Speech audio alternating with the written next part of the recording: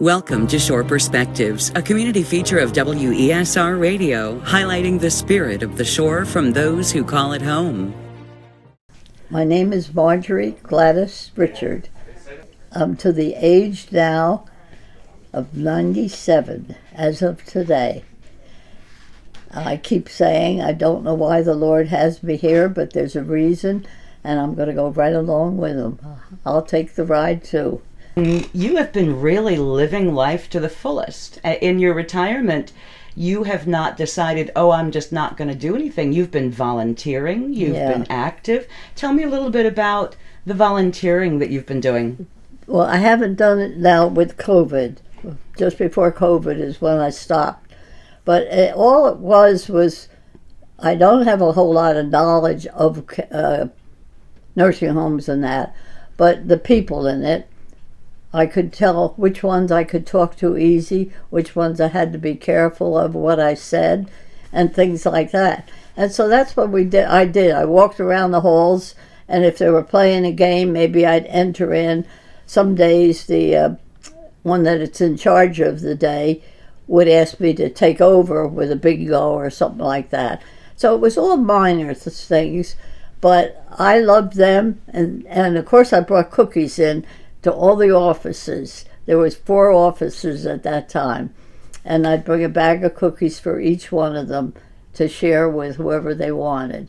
And so that got me to be the cookie lady, and they all looked for my cookies, really. I don't know whether they were looking for me or not, but it was a nice job, if you want to call it that, to have, because people are my thing.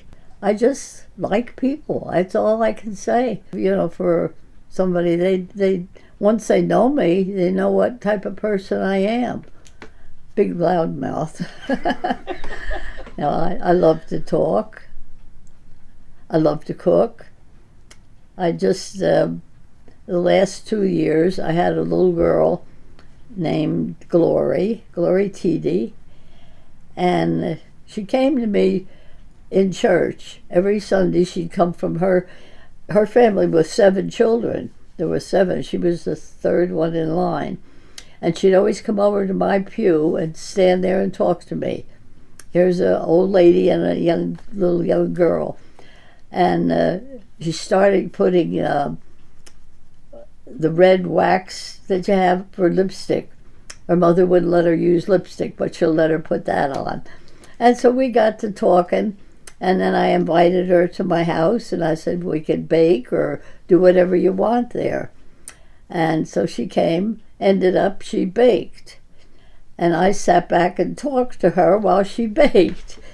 And that was for about 2 years we did that. I have pictures of her here. Glory was her name. She was a lovely little girl. And so just 2 weeks ago, I get word from her that they're moving to New York State. So now I don't have Glory anymore. I'll have to look for another little girl to mother to, or whatever you want to call it.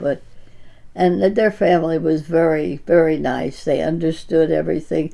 We did everything that the mother wanted, you know, how she wanted it. She didn't want her out alone or anything like that. So that's what we did. The wonderful thing that I'm hearing is that even though Glory is moving to New York, she's taking a piece of you with her and what you taught her. Goosebumps. And memories that are going to last her lifetime. The impact you had just by taking her under your wing, letting her bake, the impact you have had, she will take with her. Probably right. Yeah.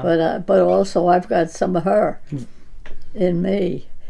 It reminds me of my daughter, and she was a good baker and worker and everything. She'd be, and the 2 boys are good replicas of her too. But that's about it as far as what impression I might have on other people. But now with being 97, I'm very proud of that, very proud.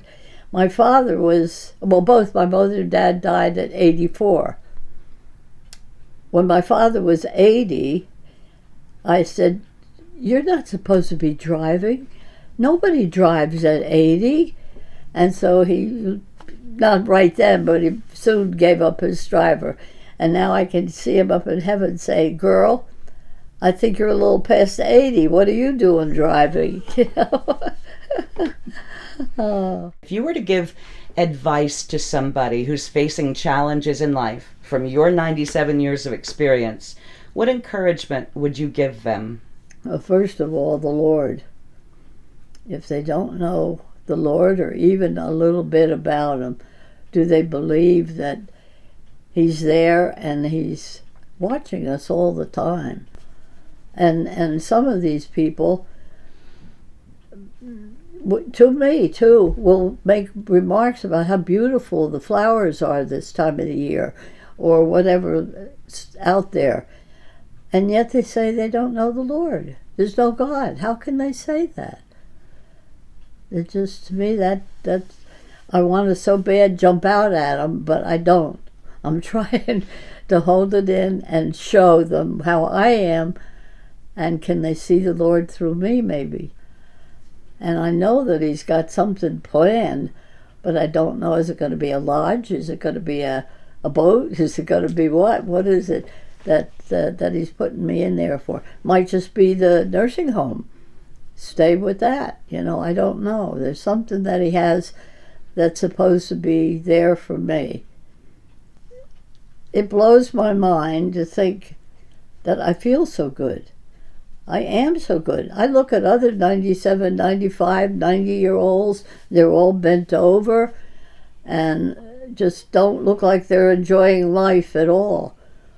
I'm happy today because of 97 years old. Oh, my aim for my life, I think I told you, is the Smucker's jelly jar for 100. That's what I'm aiming for, 100.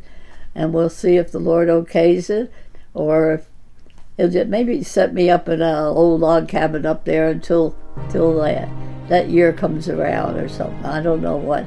I have no idea what is in store for me. But I'm here, and I'm welcome. I welcome you. What you're doing right here is marvelous for people. Let them open. Sometimes you need this too. Let it all out.